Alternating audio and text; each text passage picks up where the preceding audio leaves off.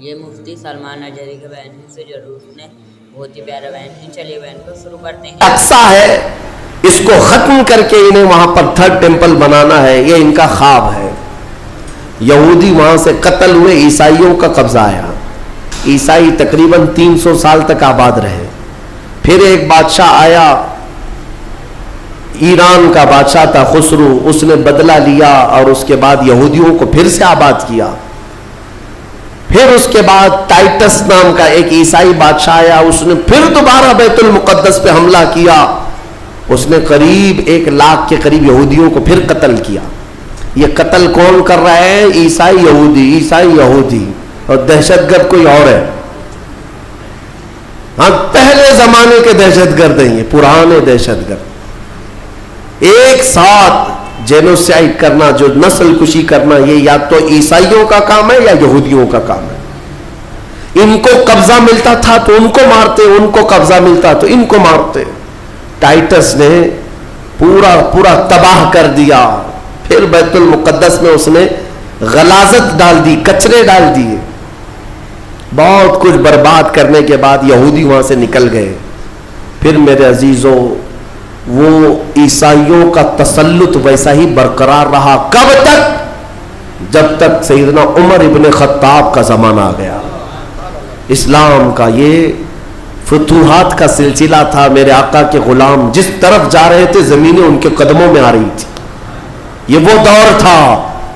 تو حضرت عمر نے بھیجا کہ اب فلسطین کی طرف بھی ہمارے مجاہدین جائیں گے، اور وہاں عیسائی تھے، پوری دنیا کی خبر تو رکھتے تھے کہ کیا کیا ہو رہا ہے۔ رسول پاک صلی اللہ علیہ وسلم کے غلاموں سے لڑنے کی طاقت سب کے پاس نہیں، تو انہوں نے کہا کہ ہم لڑائی نہیں کریں گے، آپ آ جاؤ، آپ کے حوالے پورا بیت المقدس کر دیں۔ حضرت عمر کو خود ہی دعوت دے کر کے بلا لیا۔ اور جانتے ہیں ان عیسائیوں کی خباثت، یہ بڑے نرم دکھتے۔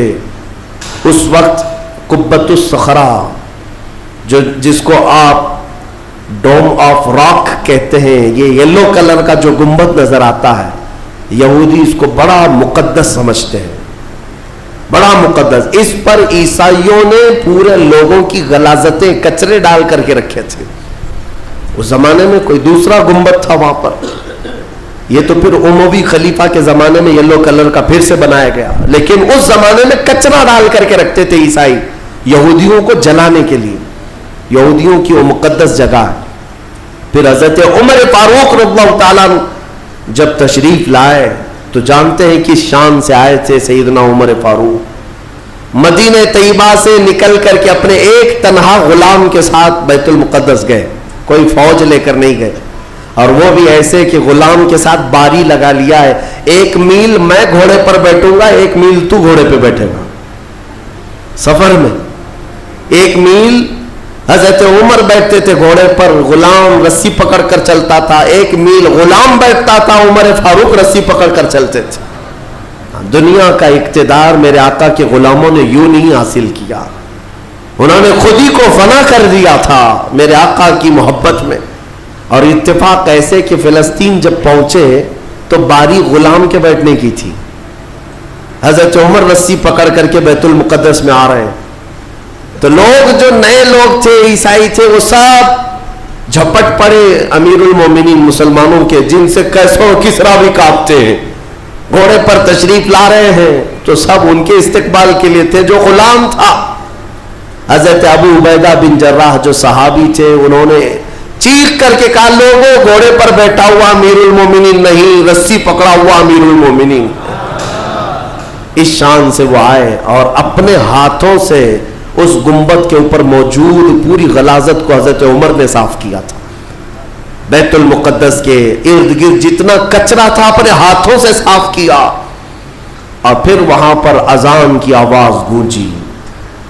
سیدنا عمر فاروق رضی اللہ تعالیٰ عنہ نے ظہر کی نماز وہاں پڑھائی اور عام خطبہ دیا، سارے لوگوں کو جمع کر کے کہا، اب گھبرانے کی ضرورت نہیں، اس ارض مقدس میں اسلام آ چکا ہے۔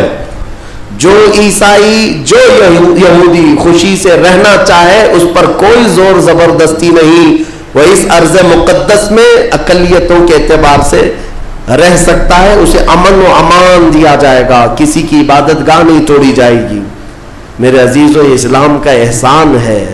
آج بھی جا کر کے دیکھیں فلسطین میں حضرت عمر کی سلطنت یعنی خلافت آنے کے باوجود بھی سب سے پرانا جو چرچ ہے عیسائیوں کا وہ آج بھی فلسطین میں باقی ہے, بیت المقدس کے قریب.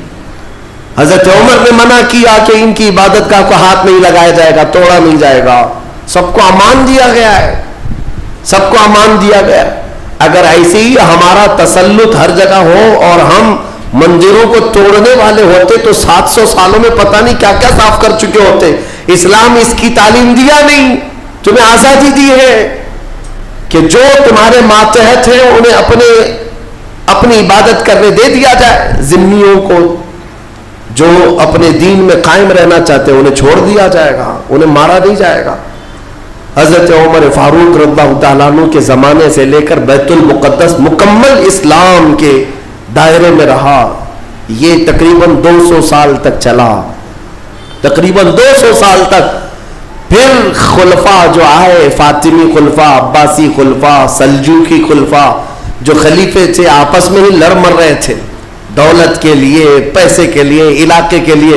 ان کی آپسی لڑائیوں کی وجہ سے دوبارہ کمزوری آئی مسلمانوں کے درمیان, اور پھر سے صلیبی طاقت عیسائیوں کا پھر سے غلبہ ہو گیا. پھر سے بیت المقدس کو انہوں نے ہڑپ لیا. پھر 100 سال تک بیت المقدس پر ان کا راج چلتا رہا, 100 سال تک. پھر انہوں نے یہودیوں کو مارا, اور بیت المقدس میں جتنے مسلمان تھے سب کو عیسائیوں نے قتل کیا تھا. مسلمانوں کے خون کو فلسطین میں ایسا بہایا گیا تھا کہ لوگ چلتے تھے تو ہر ایک کا پیر خون سے بھیگ جاتا تھا, سڑکوں پر خون بہتا تھا انسانوں کا. عیسائیوں نے یہ قتل عام کیا تھا. 200 سال حضرت عمر فاروق رضی اللہ تعالیٰ عنہ کے فتح کے بعد, پھر 100 سال ظلم, جبر, استبداد کے بعد, پھر وہ وقت آیا کہ جب مولا تعالیٰ نے صلاح الدین ایوبی کو پیدا فرمایا. اور صلاح الدین جیسا جرنیل ہم نے تاریخ میں دیکھا نہیں. وہ عاشق رسول تھا, فنا فی الرسول تھا, زندگی سب وقف کر دیا تھا بیت المقدس کے نام پر. تقریباً 18 سال تک جنگلوں, بیابانوں, ویرانوں میں بھٹکتے رہے اپنی فوج کو لے کر. کتنوں سے مقابلہ کیا, اپنوں سے بھی غیروں سے بھی, کیونکہ جماعت کے غدار منافقین سے آپ کا بڑا مقابلہ ہوا ہے. سب سے زیادہ تکلیفیں حضرت صلاح الدین ایوبی کو یہ وہ ٹکڑے ٹکڑے جو بادشاہ ہوا کرتے تھے اور خلیفے بنے ہوئے تھے ان سے تھا, کیونکہ وہ عیاش تھے, اپنے حرم کو دنیا سے آباد کیے ہوئے تھے. صلاح الدین کو قتل کرنے کے منصوبے تک بنے, 4 بار جانی حملے ہوئے, پھر بھی اللہ جسے بچانا چاہے. صلاح الدین کا وہ دن بھی آ گیا جب 12,000 کی فوج لے کر 4 لاکھ صلیبیوں سے تنہا لڑ رہا تھا. کوئی مقابلہ ہو سکتا ہے؟ سوچو ذرا تاریخ میں. یہ میں اپنی لکھی ہوئی بات نہیں کر رہا ہوں, ایک انگریز تاریخ دان ہے, اس نے خود کتاب میں لکھا ہے کہ تاریخ کا ایک عجوبہ ہم نے دیکھا ہے کہ 4 لاکھ صلیبی عیسائی ایک جگہ تھے, پورا روم, یورپ سب مڑایا ہے, اور مقابل میں صرف اور صرف ایک سپہ سالار صلاح الدین 12,000 کا فوج لے کر آیا. 12,000. وجہ یہ ہے میرے عزیزوں, 4 لاکھ وہ لائے ہوں گے کھانے پینے والے, لوٹنے کھسوٹنے والے, لیکن صلاح الدین کے ساتھ جو 12,000 تھے وہ جان کا ہدیہ گنبد خضرا میں پیش کرنے والے تھے. ان عاشقوں کی جماعت تھی, اور اللہ تعالیٰ نے صلاح الدین ایوبی کو فتح عطا فرمائی. پھر سے پرچم اسلام لہرایا. میرے عزیزوں, یہ تاریخ تھی 6 صدی ہجری کی, اب یہ 15ویں صدی آ گئی ہے. 6 صدی ہجری سے لے کر بیت المقدس اذانوں سے گونجتا رہا, نمازوں سے آباد رہا, مومنین کا وہاں پر جمع غفیر رہا, لاکھوں کی تعداد میں لوگوں کا آنا جانا چلتا رہا, بلکہ بڑے بڑے جید علماء صالحین وہاں پر آباد ہوئے. امام غزالی رحمۃ اللہ تعالیٰ علیہ کر کے کتنے لوگوں کو اللہ نے ولایت ہے کہ بیت المقدس 800 سال کے قریب ہو گئے صلاح الدین ایوبی کو واپس لائے ہوئے, لیکن پچھلے 100 سال سے پوری دنیا کے یہودیوں کے اندر ایک یہ فکر پیدا ہوئی کہ ہماری ایک ریاست ہونی چاہیے, ہمارا ایک ملک ہونا چاہیے. یہ مارے مارے پوری دنیا میں پھر رہے تھے. ہٹلر نے ان کو مارا تو امریکہ میں چلے گئے, امریکہ میں مارے گئے تو برطانیہ میں گئے, برطانیہ سے فرانس میں گئے. جگہ جگہ یہ تھوڑے تھوڑے تھوڑے آباد ہوتے رہے. اور اس کے بعد پھر ان کے اندر ایک تحریک پیدا ہوئی 18ویں صدی عیسوی میں کہ تمہاری اپنی ایک ریاست ہونی چاہیے. تو ان کی اپنی ریاست, اتنا اپنا ملک چاہیے. کہاں؟ وہی مقدس زمین جو تمہارے باپ داداؤں کی ہے. کیونکہ یہودی یعقوب علیہ السلام کی اولاد میں اپنے آپ کو کہتے ہیں. تو اس سرزمین پر جانے کے لیے کوششیں کرتے رہے. لیکن فلسطین اس زمانے میں خلافت عثمانیہ کا حصہ تھی, جو ترکی کے بادشاہ تھے. ترکی کے اندر میں فلسطین آتا تھا, تو وہاں پر ان کی مجال نہیں تھی. لیکن ہوا یہ کہ 1914 سے 1918 کے بیچ میں فرسٹ ورلڈ وار ہوئی, دنیا کی سب سے بڑی جنگ, پہلی جنگ عظیم, جس میں ترکیوں نے جرمنی کا ساتھ دیا اور ہار گئے برطانیہ انگلینڈ کے مقابل میں. تو ہارنے کی وجہ سے ہوا یہ کہ ترکی کی ساری خلافت ختم ہو گئی. خلافت عثمانیہ کے ٹکڑے ٹکڑے ہو گئے. 50 ملکوں پر ان کی اکیلی حکومت تھی, سب ٹکڑے ہو گئے. ترکی کو سب ختم کر دیا گیا, خلافت ختم کر دی گئی. یہ 1920 میں خلافت ختم کر دی گئی. اور پھر برطانیہ انگلینڈ کے تسلط میں, اس کے قبضے میں فلسطین بھی آیا. یہ وہ زمانہ تھا جب ہمارا انڈیا بھی انگلینڈ کے انڈر میں تھا, ہمارا بھارت بھی. برطانیہ ہر ملک فتح کرتے ہوئے اپنے اندر لیتے جا رہے تھے, یہ انگریزوں کی عادت تھی. تو فلسطین بھی ان کے اندر میں تھا. تو اب ان لوگوں نے یہودیوں کے لیے ایک عام اعلان کیا, ڈکلیریشن آف بالفور کہا جاتا ہے, ایک بالفور اعلامیہ, جس میں اعلان کیا گیا کہ دنیا بھر کے جو بھی یہودی ہیں وہ ہجرت کر کے یہاں آئے, انہیں گھر دیا جائے گا. 1921 سے پھر فلسطین میں ایک چھوٹی سی بستی میں ان کو بسایا گیا. 4000 لوگ پہلے آئے, 4000 لوگ آئے. پھر یہ ہجرت کا سلسلہ چلتا رہا یہاں تک کہ 1947 میں ان کی آبادی 36 لاکھ کے قریب ہو گئی. 30-35 لاکھ سے بڑھ کر کے آگے بڑھ گئے. اور اس کے بعد پھر 1948 میں ان ظالموں نے اقوام متحدہ UN کی مدد سے یہ اعلان کر دیا پوری دنیا میں کہ اب یہ فلسطین نہیں ہے, اس کا آدھا حصہ اسرائیل ہے, یہ ہمارا ملک ہے. بات در حقیقت یہ تھی کہ UN میں, اقوام متحدہ میں یہ بل پاس ہوا تھا کہ یہودیوں کو بھی رہنے دیا جائے, مسلمانوں کو بھی. اس فلسطین کے 2 ٹکڑے کیے جائیں گے, ایک مسلمان فلسطین بنائیں گے اور ایک یہودی اسرائیل بنائیں گے. آج بھی یہ اقوام متحدہ UN کا یہ بل آج بھی موجود ہے. اقوام متحدہ سے یہ بل پاس ہوا. یہودی تو مان گئے, لیکن پورے عرب کے مسلمان اس کے خلاف تھے کہ عربوں کے بیچوں بیچ ایک یہودی ریاست کیسے قائم ہو سکتی ہے, یہ ہمارا مقدس معاملہ ہے, مقدس سرزمین سے ہمارا تعلق ہے. احتجاج کرتے رہے لیکن ان یہودیوں نے مال کے ذریعے, عورتوں کے ذریعے سارے عرب ملکوں کے جو بادشاہ تھے ان تک اپنا تسلط جما لیا.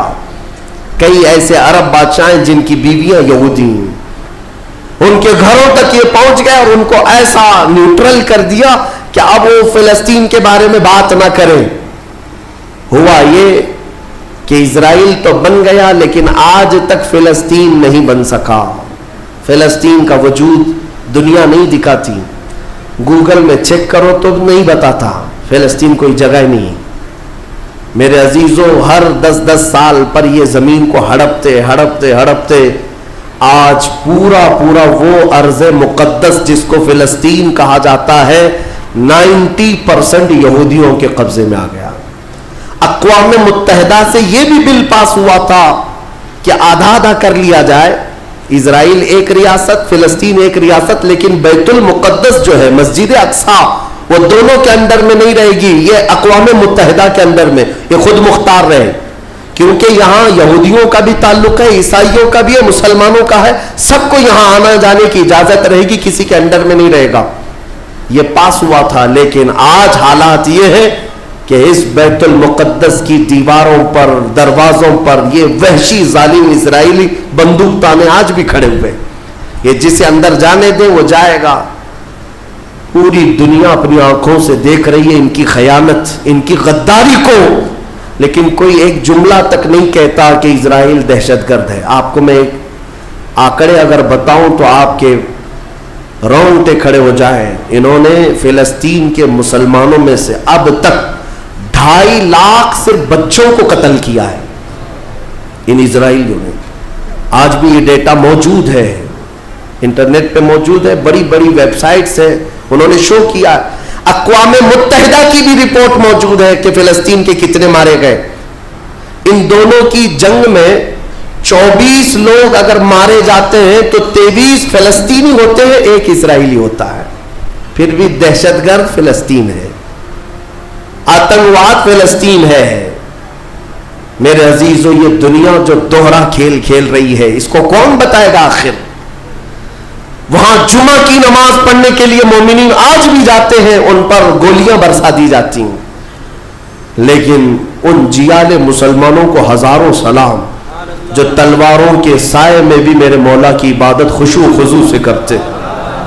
میں خود گیا اور دیکھا ہوں, چھوٹے چھوٹے سے بچے, 6 سال کے 8 سال کے بچے ملنے کے لیے آتے ہیں اور یہ پورے اسلحے میں لیس فوجی کھڑے رہتے ہیں. چھوٹا سا بچہ ان کی گن کو یوں گھماتا ہے اور مسجد میں اندر آتا ہے. ایسا لگتا ہے جیسے وہ کھلونے کو پکڑ رہا ہے. میرے عزیزوں, یہ بھی حدیث پاک کے ذریعے سے میں بتاتا ہوں.